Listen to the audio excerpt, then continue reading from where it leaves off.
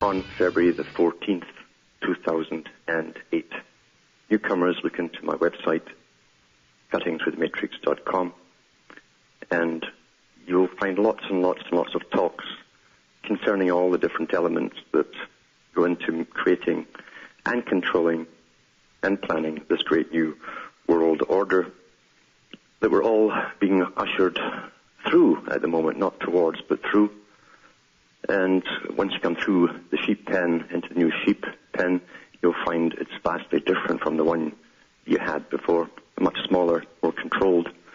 And you won't be playing around there if you have no function for you. It will be a function-only new, brave new world.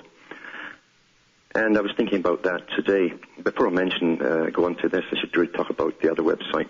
Go into Alan Watts Sentinel.eu for the transcripts in the various languages of Europe. Download them, print them up, and pass them around. But yeah, I was thinking about that today, the different sciences that have gone on for such a long, long, long time to do with mind control.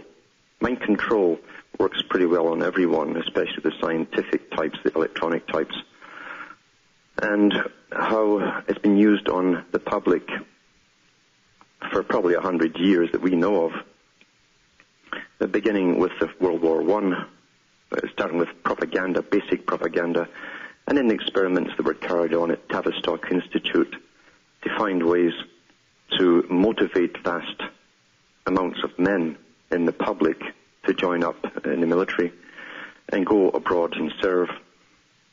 And that brought me to the whole idea. I used to wonder, why would so many people just rush off and fight? And sure enough, part of it can be explained by the tribal system. And you're reared in a tribal system with national anthems and colors and flags, emblems and figures of authority. That's very, very tribal. But unfortunately, it's outlasted or outlived its usefulness, really, or its initial purpose, because we have psychopaths at the top of the tribes. And they're interbred. They have been for a long, long time, many centuries. And they employ some of the brighter people amongst us, you might say, to work for them and study us like you study any other animal, and find your Achilles heel and then exploit you quite simply by using scientific techniques, especially that of the media. But they also use electronic devices as well. And that's where it's all going, is electronic techniques of controlling the mind, even remotely, in fact, and eventually down to precise control, which will be done through microchipping. That's definitely on the cards for the elite before they can feel perfectly safe for their brave new world. But going back to the little Tavistock idea from World War I and the BBC and the propaganda techniques that it already understood, it simply was using it on a mass scale with radio when radio first came out. And it worked very, very, very well. They came up with novels that they used to do on stage, and they acted out these novels on stage in plays about the great hero going off to war and goodbye, darling, and all that kind of stuff, and then returning afterwards as more of a man than he'd been before, and how everybody respected him, this great server of his country.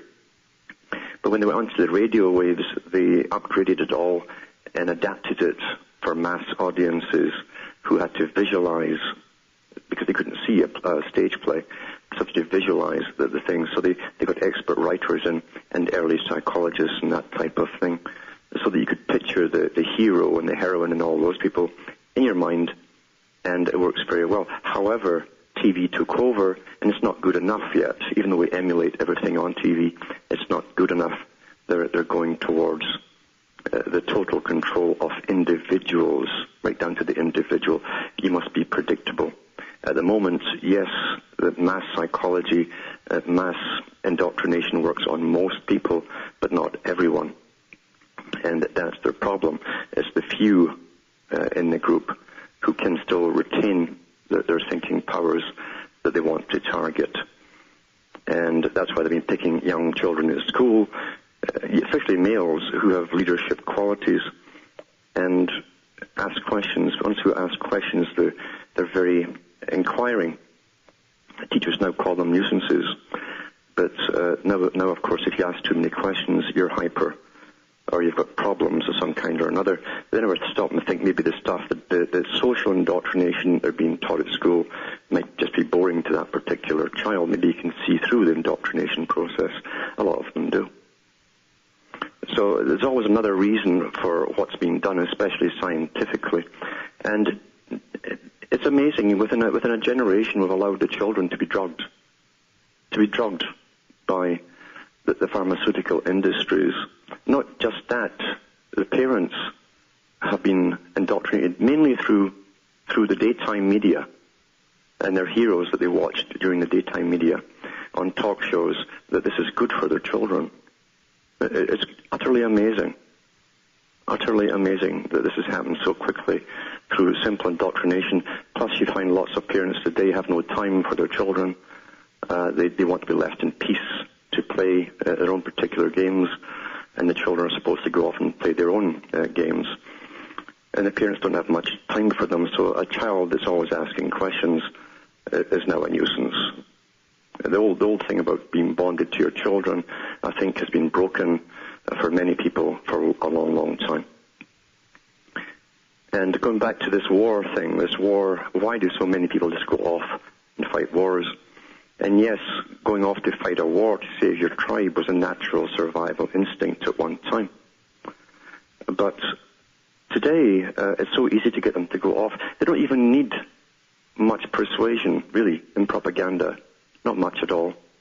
Because they've been trained, the winners in this new brave new world for the last 15, 16, 20 years even, with video games, are the guys with the big guns, the Rambos, and the camo or the black suits, and they want to be like them. In those video games, there's no such thing as an emotional winner. Emotion is out the window. It's just brute force that wins the day. And children intuitively go towards the powerful. That which is powerful is what they gravitate to. So they grow up recognizing subconsciously who the winners are in this system.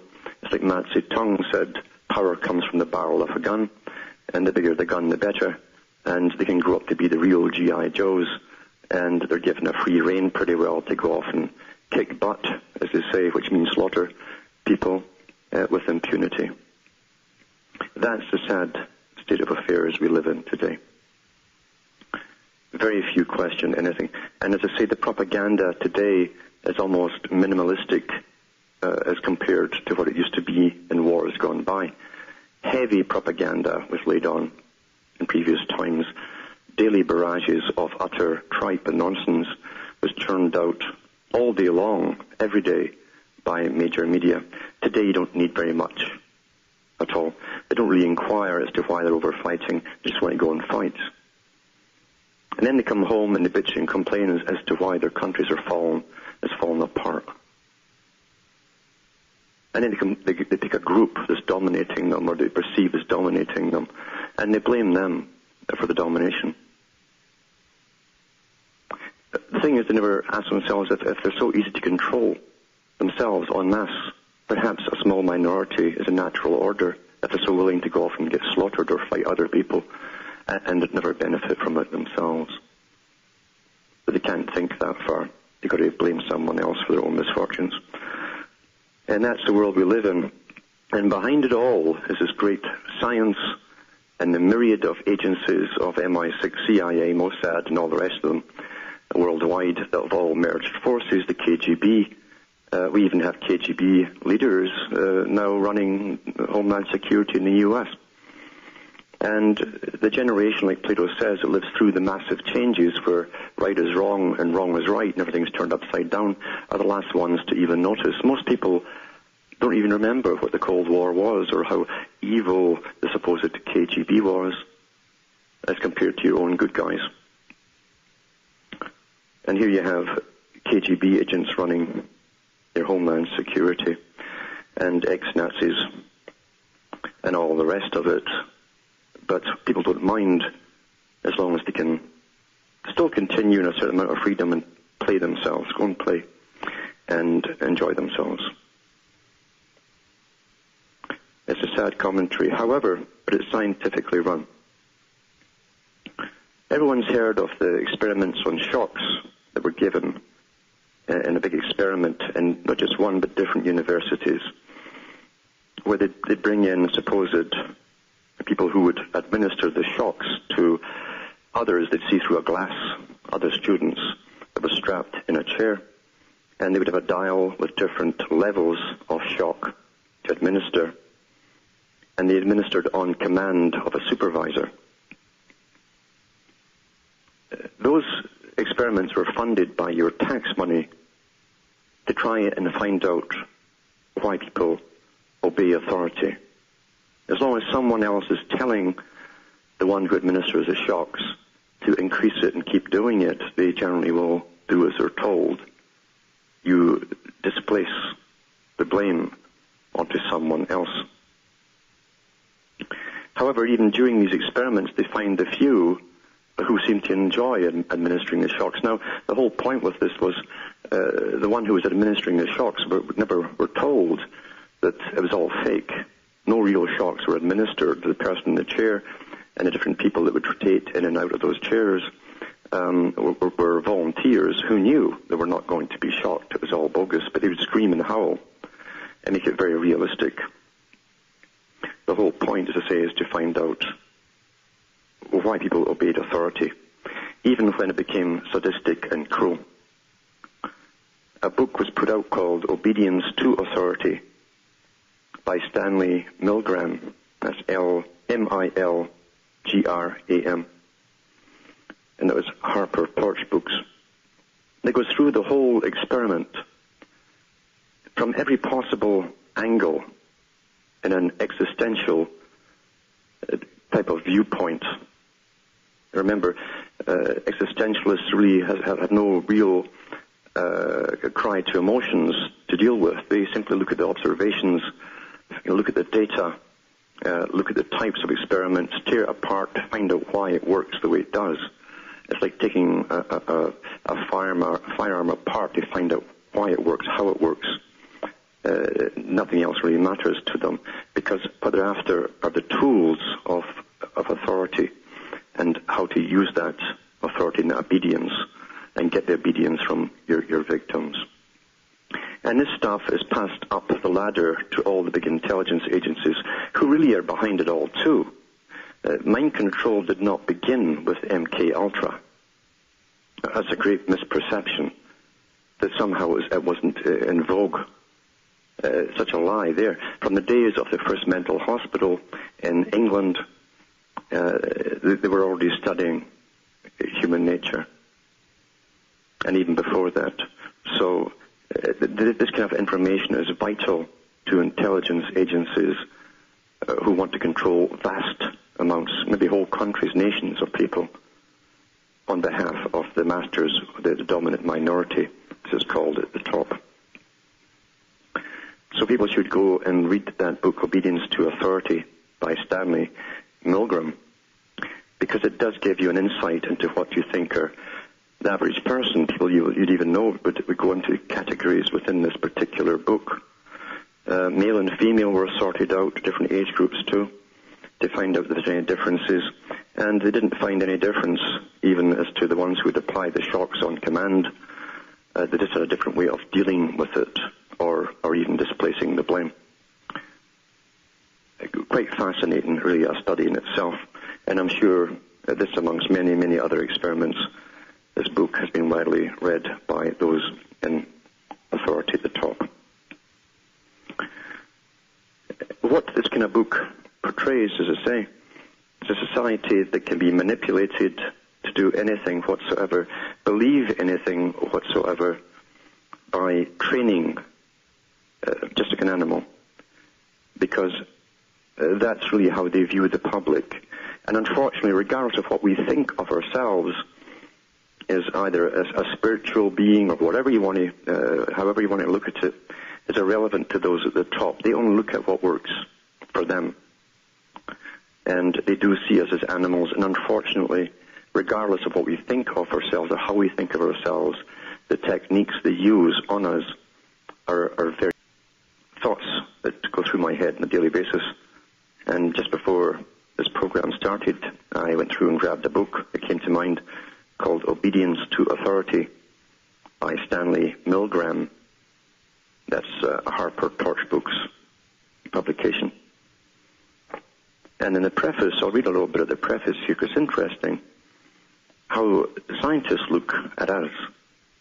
They cut out all really emotion, all the little things that make you human, that tie you to those around you, that dispel with the whole idea of love or acceptance and genuineness within a person, or even giving. They have to always boil it down to something in return because they can't understand being human. Now, scientists are very cold in this respect. They're psychopathic too, the ones who study us. And the preface says here, obedience, because of its very ubiquitousness, is easily overlooked as a subject of inquiry in social psychology. But without an appreciation of its role in shaping human action, a wide range of significant behavior cannot be understood. For an act carried out under command is, psychologically, of a profoundly different character than action that is spontaneous. The person who, with inner conviction, loathes stealing, killing, and assault may find himself performing these acts with relative ease when commanded by authority. Behavior that is unthinkable in an individual who is acting on his own may be executed without hesitation when carried out under orders. The dilemma inherent in obedience to authority is ancient, as old as the story of Abraham. What the present study does is to give the dilemma contemporary form by treating it as subject matter for experimental inquiry, and with the aim of understanding rather than judging it from a moral standpoint. See, there's no moral standpoint in observation here. There's no right and wrong in the existentialist type of point of view. It's just what are the effects. The important task from the standpoint of a psychological study of obedience is to be able to take conceptions of authority and translate them into personal experience. It's one thing to talk in abstract terms about the respective rights of the individual and of authority. It's quite another to examine a moral choice in a real situation. We all know about the philosophic problems of freedom and authority, but in every case where the problem is not merely academic, there is a real person who must obey or disobey authority, a concrete instance where the act of defiance occurs. All musing prior to this moment is merely speculation, and all acts of disobedience are characterized by such a moment of decisive action. The experiments are built around this notion. When we move to the laboratory, the problem narrows. If an experimenter tells a subject to act with increasing severity against another person, under what conditions will the subject comply, and under what conditions will he disobey? The laboratory problem is vivid, intense, and real. It is not something apart from life, but carries to an extreme and very logical conclusion certain trends inherent in the ordinary functioning of the social world. The question arises as to whether there is any connection between what we have studied in the laboratory and the forms of obedience we so deplored in the Nazi epoch. The differences in the two situations are, of course, enormous, yet the difference in scale, numbers, and political context may turn out to be relatively unimportant as long as certain essential features are retained. The essence of obedience consists in the fact that a person comes to view himself as the instrument for carrying out another person's wishes, and he therefore no longer regards himself as responsible for his actions. Once this critical shift of viewpoint has occurred in the person, all of the essential features of obedience follow.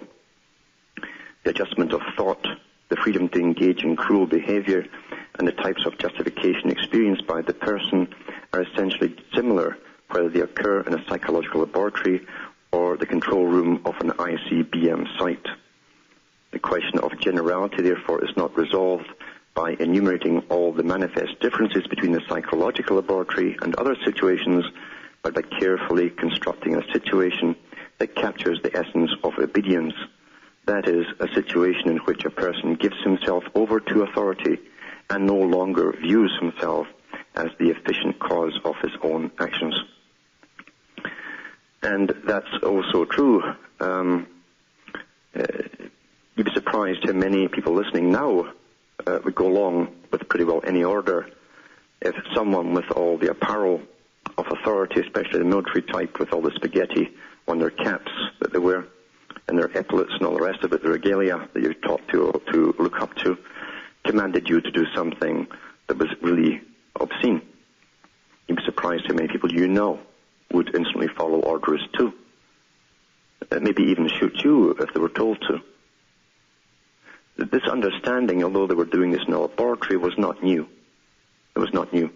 This is a low-level experiment, a re-experiment, obviously, because they were doing this type of thing much, much longer ago.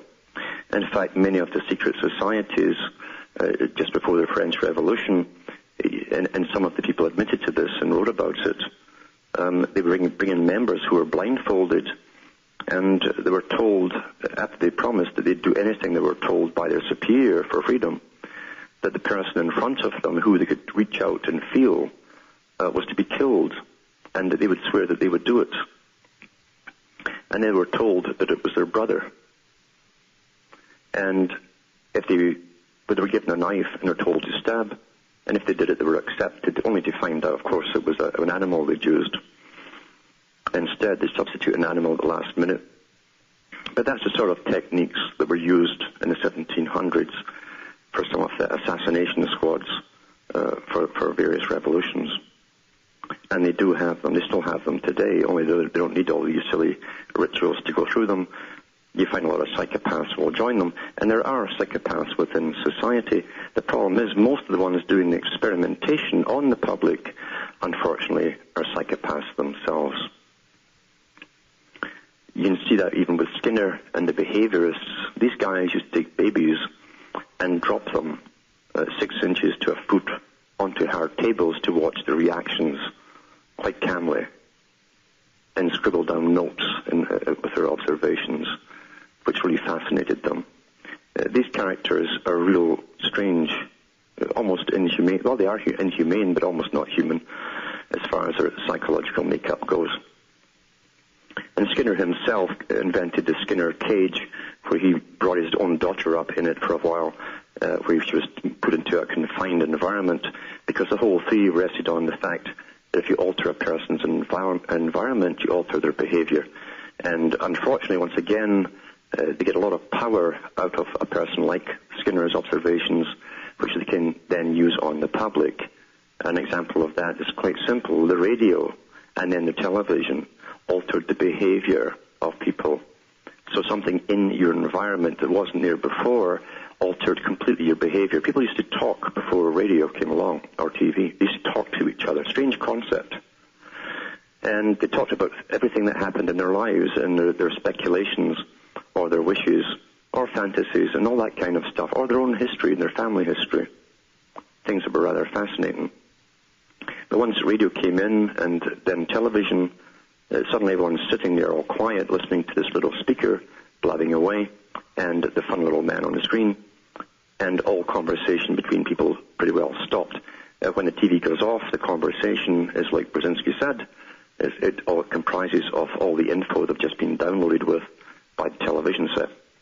That's an example of behavior modification through alteration of your immediate environment, something in your environment. Quite simple, really. Now, I'll be back with more of this after the following messages.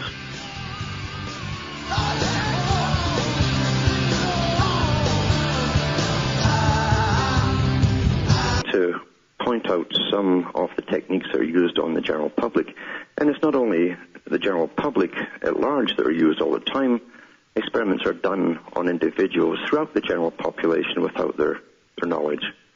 And that's why I always tell people, no matter what your experience, and I've told myself the same thing, you've got to question all the possibilities that could have contributed to it. And always ask yourself, too, if you've a way out type experience, is it possible that you were part of an experiment? Because these things do happen. They do happen on quite a large scale.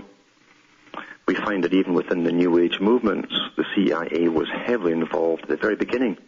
People should read the histories on places like Jonestown. They should see who promoted Jones at the beginning. And you find Ronald Reagan gave him permission with some of his followers to go into mental hospitals and work with the patients see what happened to the followers eventually. And you'll find, too, the CIA's fingerprints were all over the massacre at the end. So much goes on that's so gruesome that it's hard for us to even not just comprehend, but accept the proof when we find it. It's abhorrent to real people to know and accept that your own government has agencies specializing in, and brutality isn't a bad enough word for it. Again, in the vocabulary, there's no good or bad. It's only results that matter.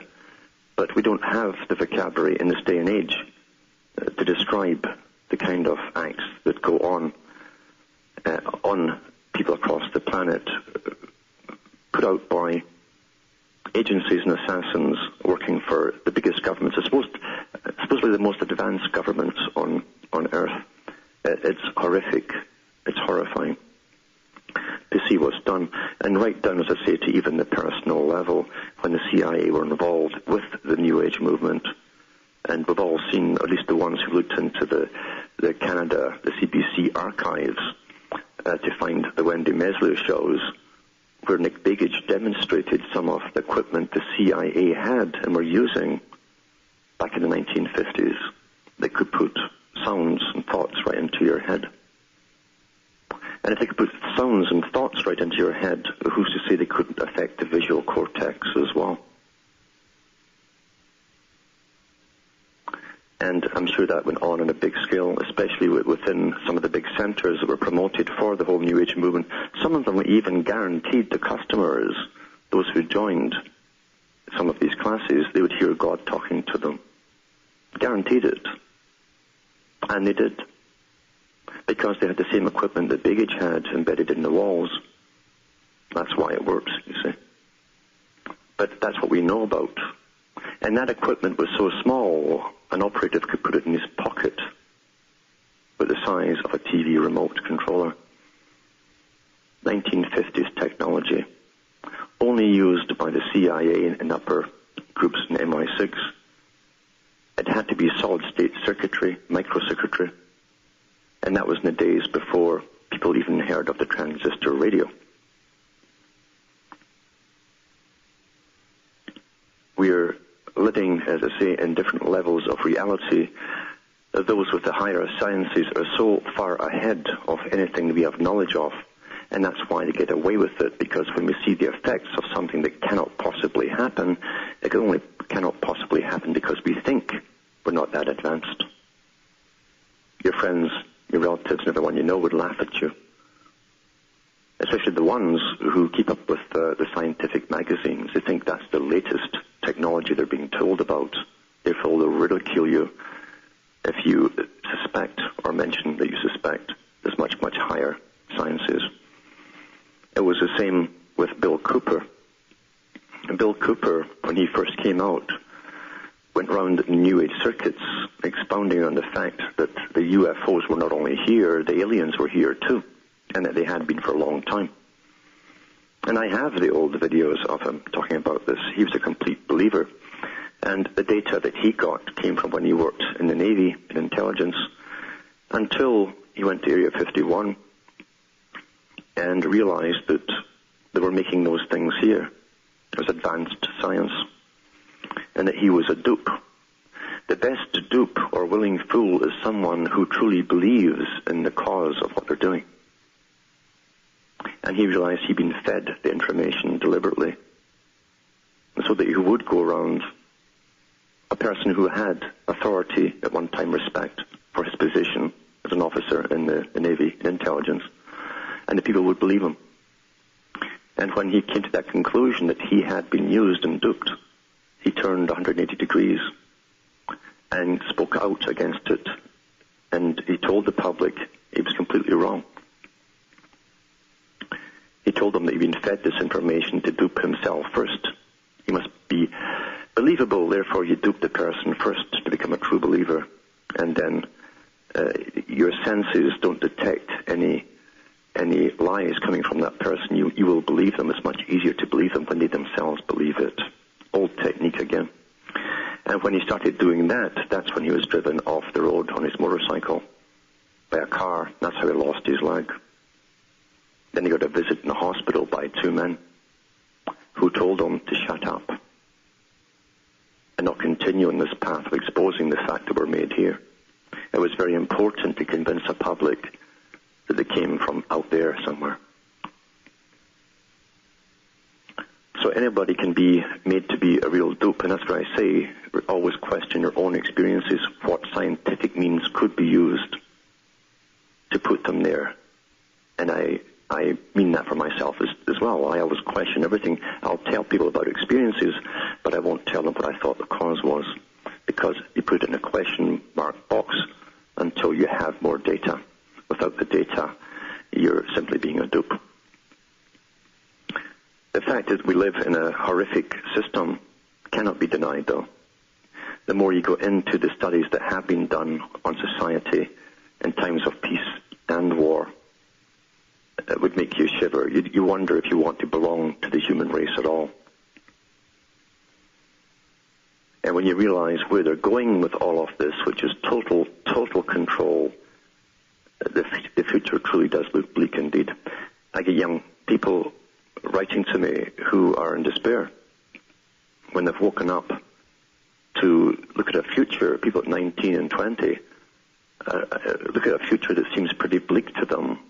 They can't even communicate with their friends or parents anymore. And these young people have woken up. They know what's coming down. They know what will come down. And they can't communicate to others. And they ask you what to do. And it's a hard call to make, because the future certainly does look bleak. And I try to remind them that this agenda has taken centuries to build up to this present point. And therefore any counter force to it has to also snowball slowly. And so the effects of what we're doing even here tonight might not take shape till 50 or 100 years in the future. That's how you come at this kind of thing. It's an ancient war. It's a war for everything. It's a war that every tyrant in history has dreamed of winning. And that's total control over the minds of people. The closest it has ever come to before in times gone by was when the big religions had an ignorant population indoctrinated into the reality contained within just their holy books. They knew nothing else outside those books. They didn't read those books, by the way. It wasn't, remember, until really the early 1900s, late 1800s, that the general population could even get a chance to be taught to read and write. For thousands of years, scribes were the guys in charge of reading and writing. There were many, many kings and queens who hired them to do the reading and writing for them. Kings and queens looked upon that as being a menial task.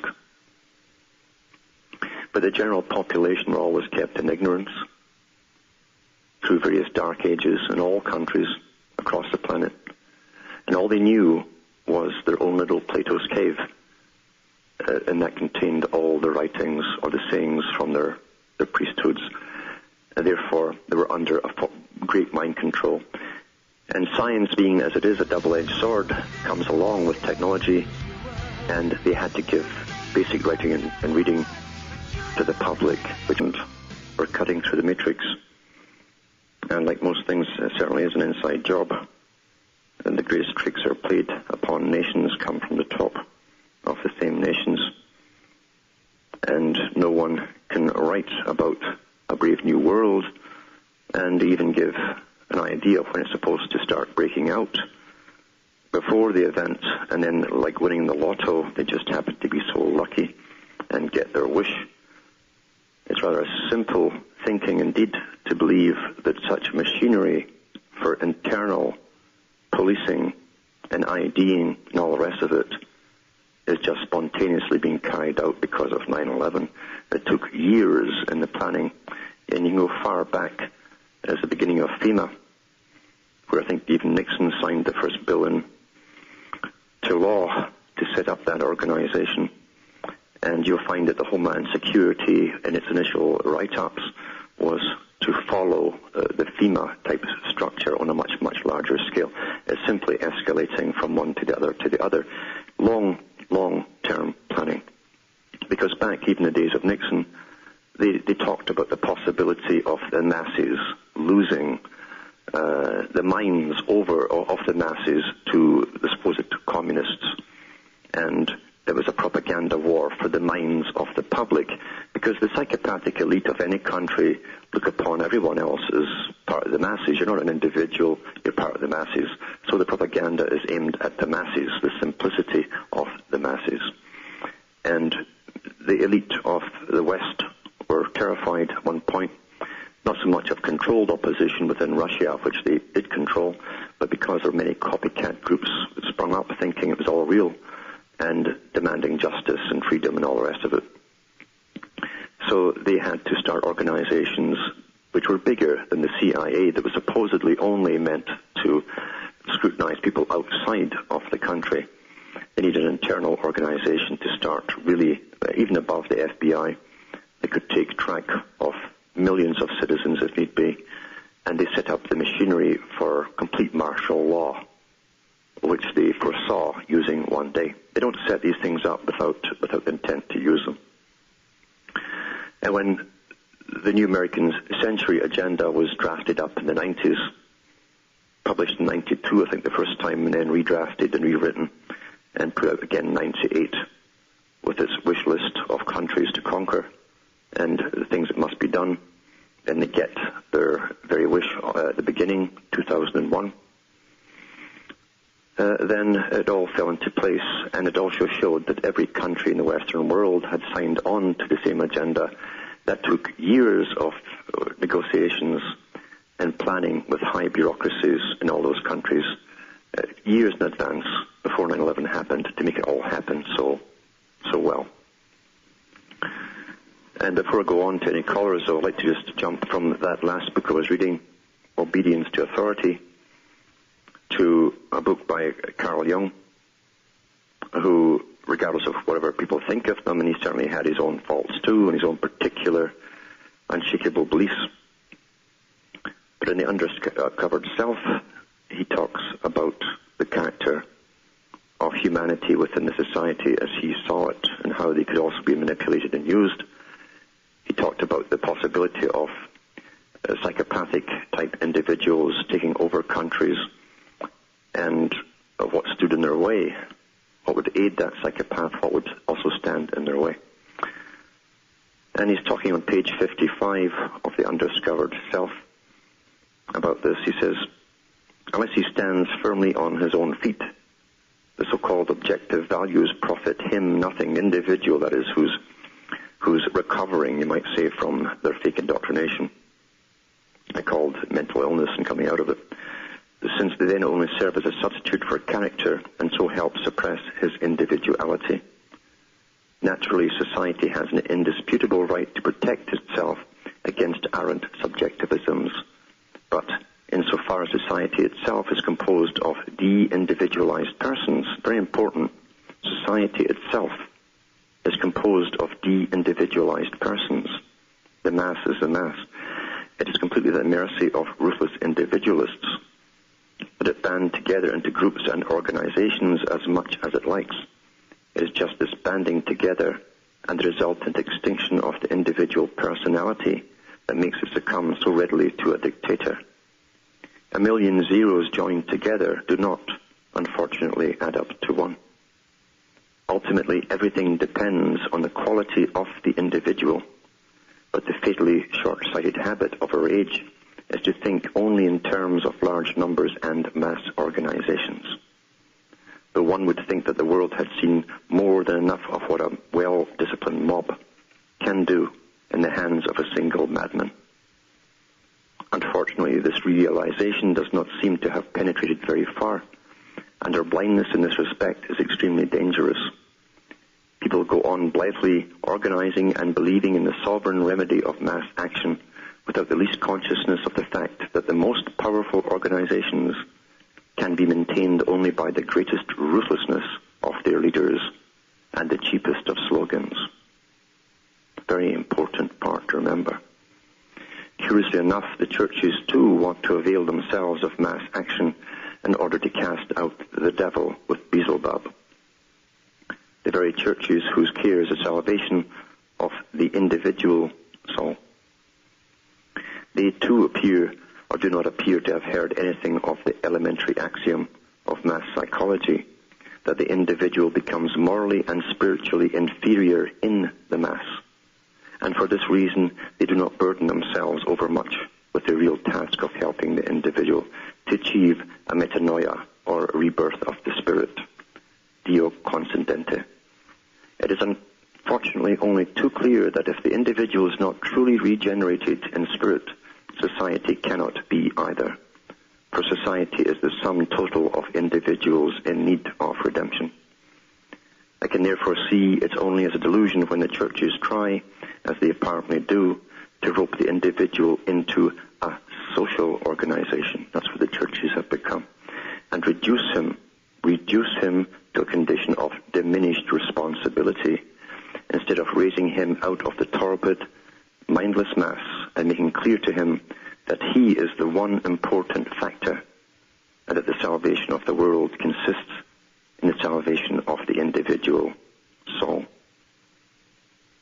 It is true that mass meetings parade such ideas before him and seek to impress him by dint of mass suggestion, with the unedifying result that when the intoxication has worn off, the mass man promptly succumbs to another, even more obvious and still louder slogan. His individual relation to God would be an effective shield against these pernicious influences. Did Christ ever call his disciples to him at a mass meeting? Did the feeding of the 5,000 bring him any followers who did not afterwards cry, "Crucify him"? With the rest, when even the rock named Peter showed signs of wavering, are not Jesus and Paul prototypes of those who, trusting their inner experience, have gone their own individual ways, disregarding public opinion? And what he's pointing out here is the fact that we're run by mass movements that neglect the individual, and they use slogans and mass suggestion, which makes you drown individually within the mass. You lose that essence that is you, that driving force that is you. It doesn't lift you up. It submerges you into an accepted social organization, which again, as we all know, is run by powerful people for control. They work in cahoots with the dominant minority and the bankers and all the rest of them. Well, I'll go to the phones now and we'll see what callers we've got. I think we've got Rick from California on the line. Are you there, Rick? Yes. Hi, Alan. Hello. How are you doing? Not bad. Not bad. I'm a little bit depressed. I wanted to share or compare some things